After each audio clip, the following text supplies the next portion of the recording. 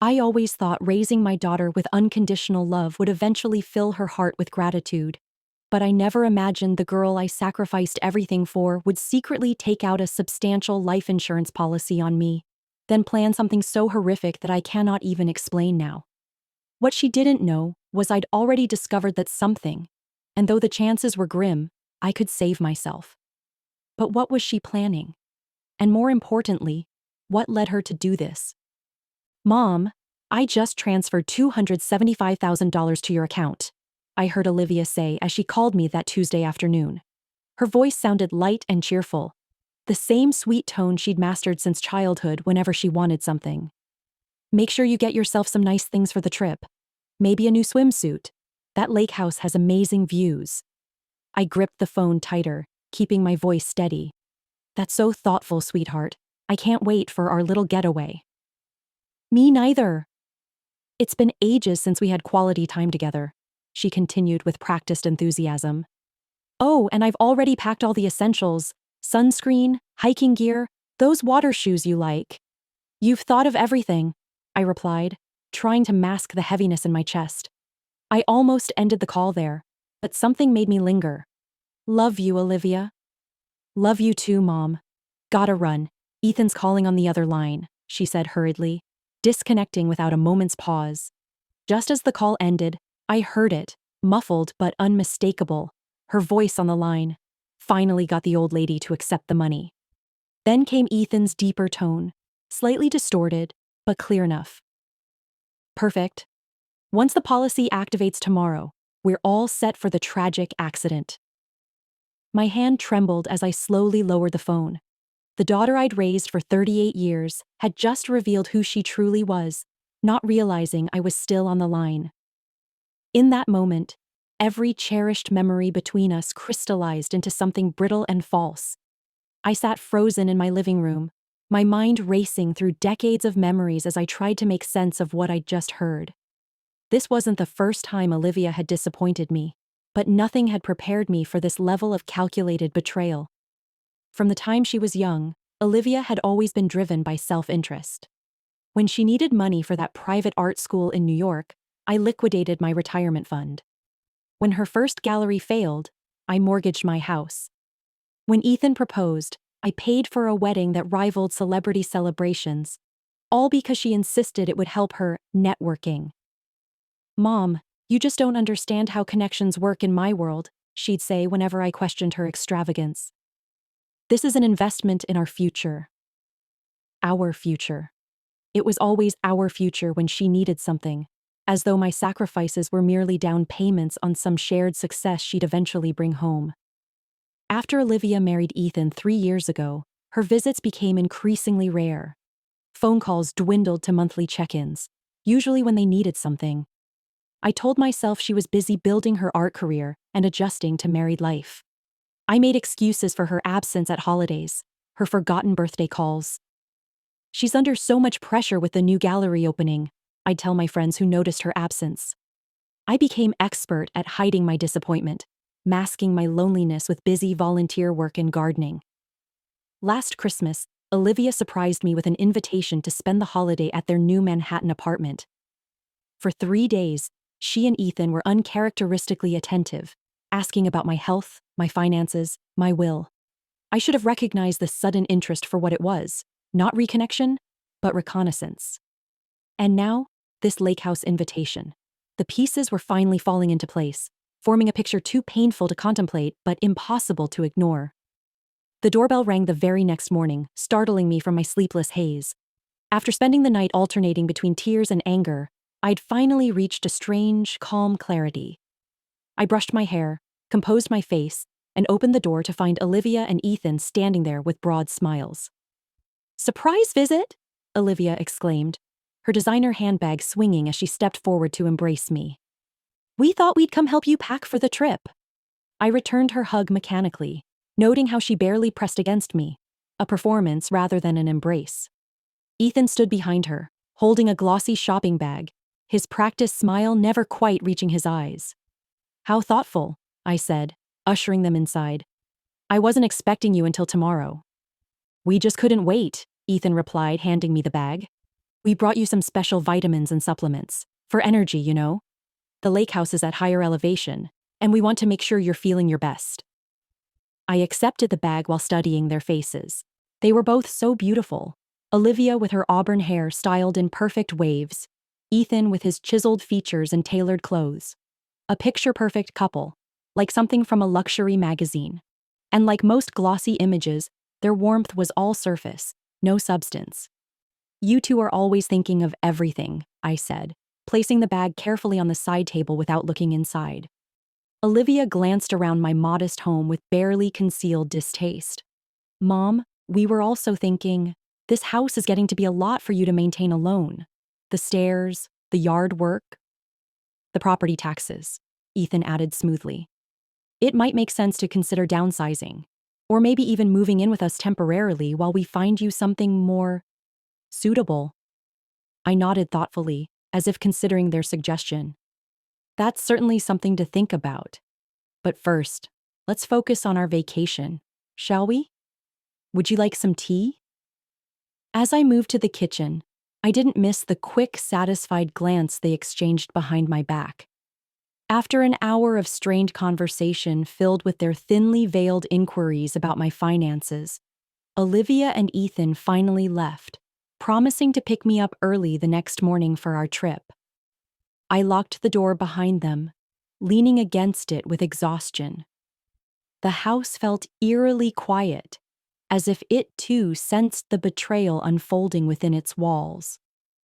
I walked slowly toward my sunroom, where Misha, my 10-year-old Scottish terrier, always waited for me in her favorite patch of afternoon light. The sunroom was empty. Misha, I called out, my voice echoing through the house. Misha, come here, girl. I checked her bed, the kitchen, the yard, all the places she usually napped, but found nothing. A creeping dread filled my chest as I realized I hadn't seen her since Olivia and Ethan arrived. I rushed back to the living room, frantically searching until I spotted Misha's collar, lying discarded beneath the coffee table. My hand shook as I picked it up, the little heart-shaped tag still warm from her body. The front door opened suddenly, and Olivia walked in, claiming she'd forgotten her scarf. She froze when she saw me holding Misha's collar. Where is she? My voice came out as a whisper.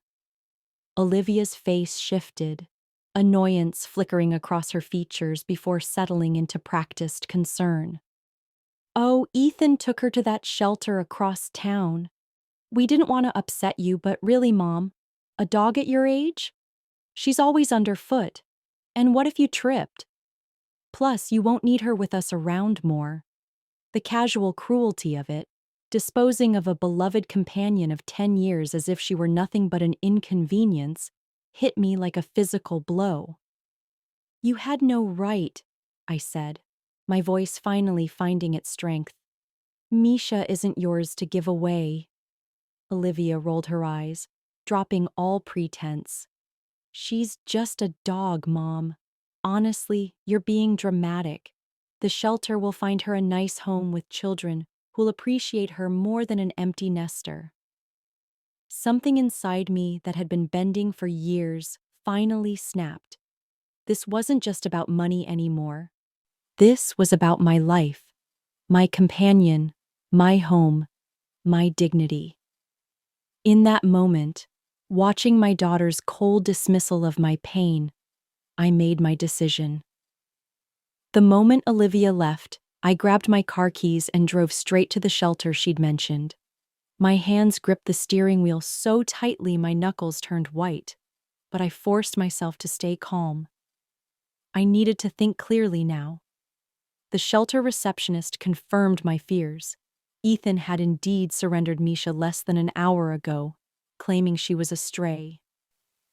After providing proof of ownership through photos and vet records on my phone, I was reunited with my faithful companion, who whimpered and pressed against my legs as if she couldn't get close enough. Poor thing's been trembling since she arrived, the shelter worker said, eyeing me with concern. If you don't mind me asking, who would surrender someone else's dog without permission? Someone who doesn't see value in things they can't use, I replied quietly. On the drive home, with Misha safely in the passenger seat, I made a detour to visit my friend Diane, who'd worked in insurance for 30 years. I need to check if anyone has taken out a life insurance policy on me, I explained after settling into her office. Is that even possible without my knowledge? Diane's expression darkened. Unfortunately, yes. If they have enough of your personal information and can forge your signature, which family members often can, it's doable, especially with less reputable companies. 3 hours and several phone calls later, my suspicions were confirmed. A $2 million policy had been taken out in my name just 5 weeks ago, with Olivia as the sole beneficiary.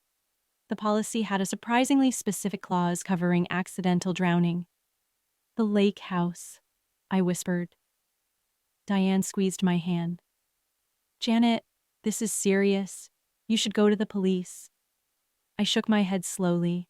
Not yet. I need more than suspicion. I need proof. And more importantly, I paused, looking down at Misha. I need to teach my daughter a lesson she'll never forget. That evening, I began methodically searching my house.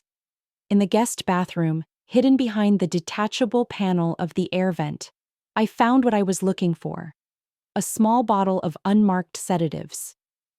The same bathroom Olivia had excused herself to use, while Ethan distracted me with talk of vitamins and supplements. Morning sunlight streamed through my kitchen windows as I carefully prepared for the day ahead.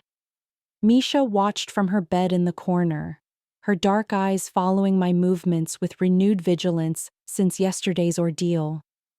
Don't worry, girl, I murmured. I'm not going anywhere. I methodically emptied the contents of the vitamin capsules Olivia and Ethan had brought, replacing them with harmless baking powder. Then I packed my suitcase exactly as expected: comfortable clothes, a new swimsuit, walking shoes, making sure everything appeared perfectly normal. My phone buzzed with a text from Olivia. On our way! Hope you're ready for the best vacation ever. I texted back a cheerful response complete with excited emojis, playing the role of the unsuspecting mother. Then I made 3 important calls. First, to my attorney, updating my will with specific new conditions and instructions to be executed in the event of my accident. Second, to my neighbor George, a retired police detective with whom I'd developed a friendship over garden fences and community meetings. I need a favor, I explained, outlining my suspicions and evidence. I'm not asking you to intervene, just to be aware and ready if needed. George listened gravely. I'll keep my phone on. And Janet? Be careful. Finally, I called Diane again. I need you to witness something, I said. Can you come over right now? While waiting for Diane, I carefully placed several items in strategic locations around the house. Copies of the insurance documents I'd discovered, printed records of financial transactions showing the pattern of Olivia's withdrawals from my accounts over the years, and a sealed envelope containing my handwritten account of the plan I believed they had set in motion. When Diane arrived, I walked her through everything, explaining each piece of evidence and my suspicions. This is what I need you to do, I told her, handing her a sealed envelope. If anything happens to me at that lake house, take this directly to Detective Reynolds at the county precinct. Not the local police near the lake. They might know Ethan's family. Diane's eyes were wide with concern. Why not just cancel the trip?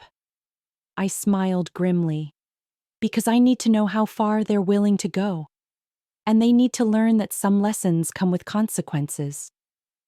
As Diane left, I heard Olivia's car pulling into the driveway. I took a deep breath, centered myself, and prepared to deliver the performance of my life.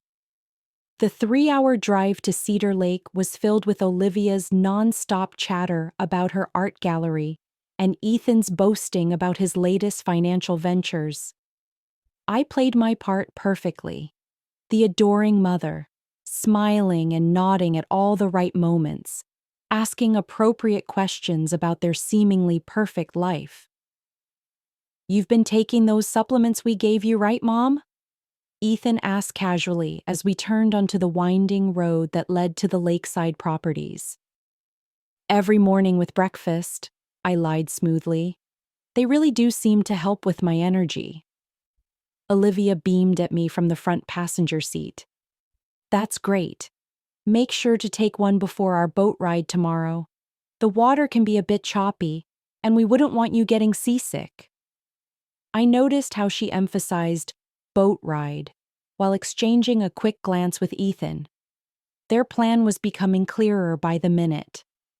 The lakehouse itself was stunning, a sprawling two-story cabin with floor-to-ceiling windows overlooking the pristine blue waters of Cedar Lake.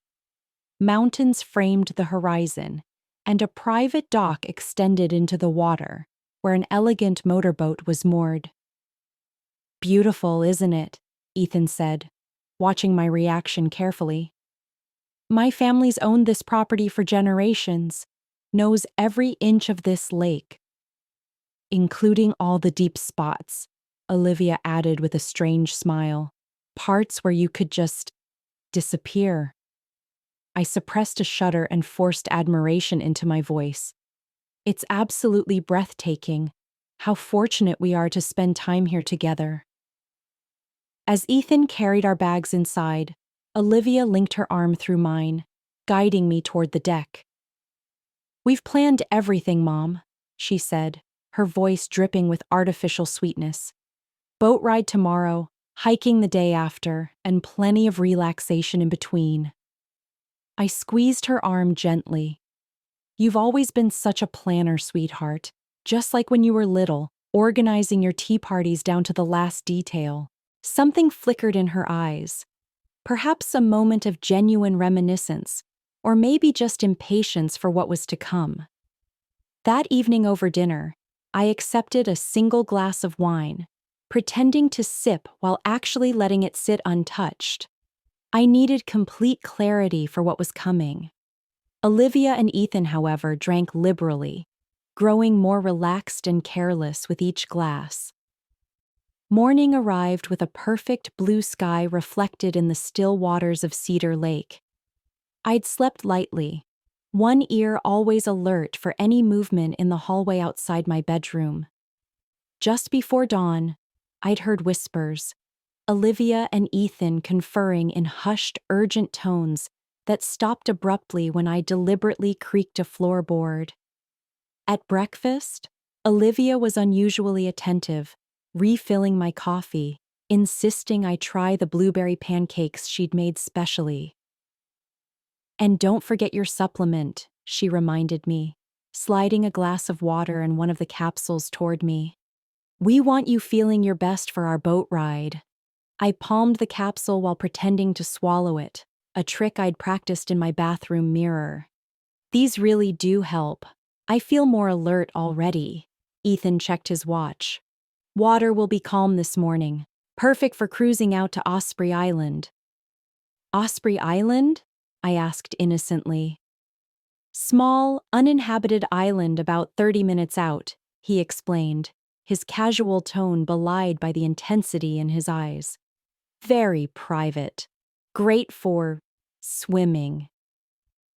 "Sounds lovely," I replied, noticing how Olivia's fingers nervously tapped against her coffee mug. By 10 o'clock we were on the boat.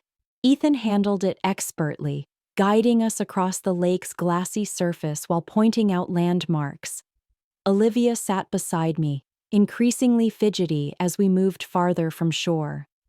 "Isn't it peaceful out here, Mom?" she asked, voice pitched higher than normal.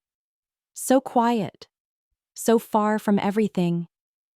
I nodded, gazing at the receding shoreline. "Reminds me of that summer we went to Lake Michigan when you were 12. Remember how you were afraid of the water at first?"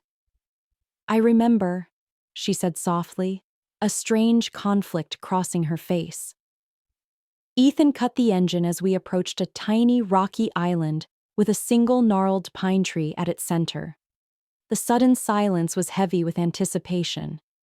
"Mom," Olivia said, reaching for her tote bag, "I brought some sparkling water for us. You must be thirsty." She handed me a sealed bottle that I noticed had already been opened and recapped. I took it with a smile, watching as Ethan positioned himself between me and the boat's controls. "Actually," I said calmly, setting the bottle down without drinking, "before we refresh ourselves, there's something important I need to discuss with both of you." Their faces froze in identical masks of forced patience. Ethan's hand moved almost imperceptibly toward the throttle. "What's on your mind, Mom?" Olivia asked, her voice strained despite her smile. I reached into my pocket and removed a folded document. "I've been wondering about something. Can either of you explain this?" I unfolded the insurance policy information, watching as recognition flashed across their faces. "Where did you—" Ethan started. I cut him off. "Or perhaps you could explain why you felt it necessary to take Misha to a shelter. Or why the water you just handed me contains the same sedatives I found hidden in my bathroom vent." The silence that followed was deafening, broken only by the gentle lapping of water against the boat. Olivia recovered first, her face transforming into a picture of wounded innocence. "Mom, I don't know what you're talking about. Are you feeling okay?" "I'm feeling perfectly clear-headed," I replied. "Clear enough to know that the two of you planned to drug me and stage an accidental drowning." I held up my phone. "And clear enough to have been recording this entire conversation." Ethan lunged suddenly, reaching for my phone, but I was prepared. I sidestepped his movement, causing him to stumble against the boat's edge. The vessel rocked precariously. "Careful," I warned. "Wouldn't want anyone to have an actual accident." Olivia's face contorted with fury, her mask of affection completely gone. "You have no proof of anything. It's just your word against ours. An aging woman with possible dementia imagining conspiracies." I smiled sadly. That might have worked if I hadn't taken precautions. My friend Diane has all the documentation, including your conversations I recorded at home. Detective George has been tracking our location, and I've already updated my will. Everything goes to animal shelters now, with a special fund dedicated to Misha's care. I met my daughter's eyes directly. The question is, what happens next? Do we continue this charade, or do we talk honestly for perhaps the first time in our relationship? Olivia's face transformed into something unrecognizable, a twisted mask of rage and frustration.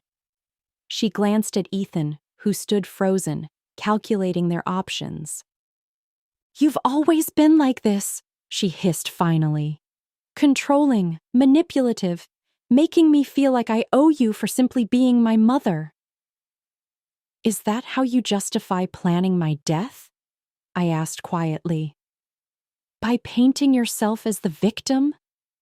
"We weren't going to kill you," Ethan interjected smoothly, his practiced charm returning. "This is all a misunderstanding. The policy was just financial protection, and—" "Save it, Ethan," I said, cutting him off. "I'm not interested in more lies." Olivia laughed bitterly. "What are you going to do? Call the police? Have your own daughter arrested? You don't have the spine." I studied her face, the child I'd carried, raised, loved despite her growing coldness. Where had I gone wrong? Had I given too much? Not enough? Or was there simply something missing in her? Some capacity for empathy or gratitude that no amount of love could instill? "You're right about one thing," I said finally. "I won't have you arrested. Yet." I turned the boat's keys in my palm, having slipped them from the ignition during Ethan's lunge. "Instead, I'm going to leave you both here on this lovely island to reflect while I take the boat back to shore. Cell service is spotty out here, I've noticed. Maybe the hours alone will give you time to consider your choices. You can't just leave us, Ethan protested, panic edging into his voice. Why not? No one will be hurt. The island has shade and the fishing cabin on the north side has emergency supplies. It's certainly less permanent than what you had planned for me. I stepped carefully toward the controls, keeping my distance from both of them. There's a park ranger patrol that circles the lake every evening at sunset. I'm sure they'll find you. If I don't send someone sooner. Olivia's composure cracked completely. Mom, please, she begged, her voice suddenly childlike. You don't understand. We're in debt. The gallery is failing. We needed… What you needed, I interrupted softly, was honesty. What you chose was betrayal. I started the boat's engine, its rumble cutting through the tense silence. Ethan made one last desperate move, lunging toward me, but I had anticipated this. I swerved the boat sharply, causing him to stumble and fall onto the deck. Olivia grabbed his arm, her eyes now wide with genuine fear as the reality of their situation sank in. When did you become this person? I asked, meeting my daughter's gaze as the boat began to drift away from the island. When did money become worth more than your own mother's life? For the first time, something like shame flickered across her face. It started small, she whispered, just borrowing from your accounts when the gallery had cash flow problems. Then it got worse. I nodded. It always does. I guided the boat in a wide circle around the island, keeping a safe distance from the shore where they stood. I've transferred ownership of your gallery building to your name, I called out. It's my final gift to you. What you do with it is your choice. You're just leaving us here. Olivia's voice cracked with disbelief. Consider it a pause, I replied. Time for you both to decide who you want to be when you return to shore. I circled once more, before pointing the boat toward the mainland. As the island grew smaller behind me, I felt no triumph, no vindication, only a profound sadness for what could have been, what should have been between a mother and daughter. At the dock, George was waiting as planned. His weathered face reflected concern as he helped secure the boat. They're on the island, I explained, stepping onto solid ground with shaky legs. Would you call the ranger station in about 2 hours? Tell them some hikers might be stranded there. George nodded. And the rest of it? The evidence? Keep it safe, I said after a moment's consideration. Whether I use it depends on what choices they make next. I spent that afternoon sitting on the lakehouse porch, watching the sun trace its arc across the sky. The silence was different now, contemplative rather than threatening. When my phone buzzed with a text from Olivia's number, I wasn't surprised. We're sorry, truly sorry. Please give us a chance to make this right. I didn't respond. Some wounds take more than words to heal.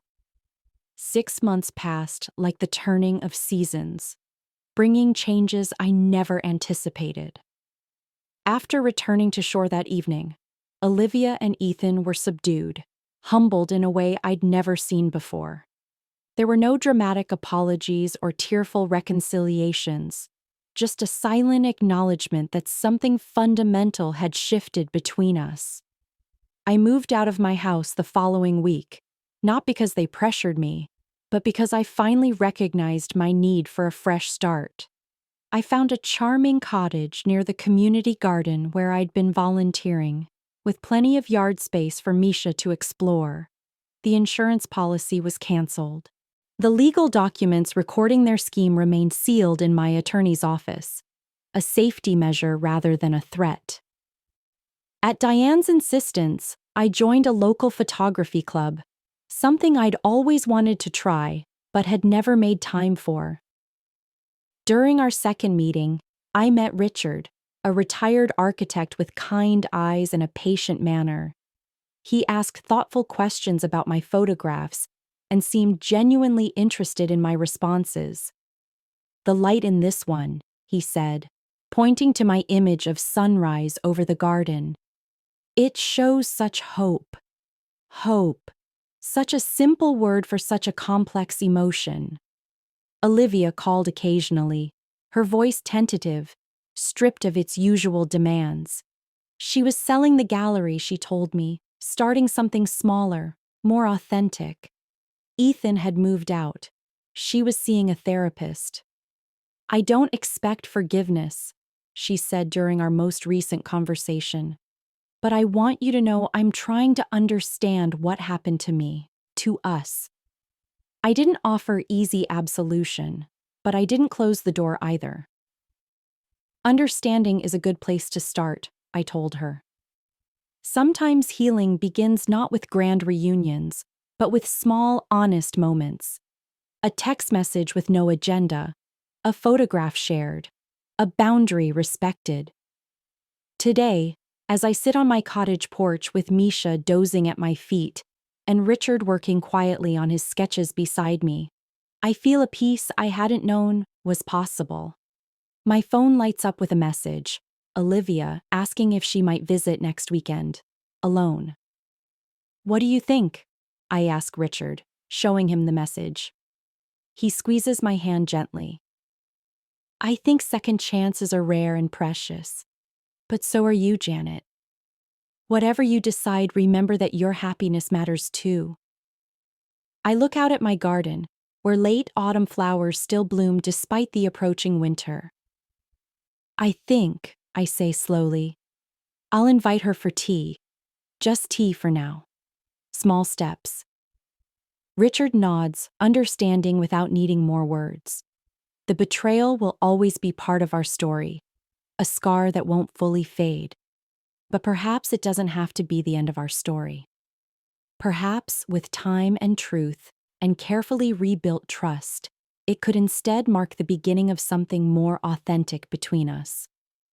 I don't know if Olivia and I will ever reclaim what was lost. But I do know this. I'm no longer living my life waiting for gratitude or love that feels deserved. Instead, I'm building days filled with genuine connections and simple joys that ask nothing beyond their own existence. And that, perhaps, is the most valuable lesson in all of this, that true happiness isn't found in being needed, but in being truly seen.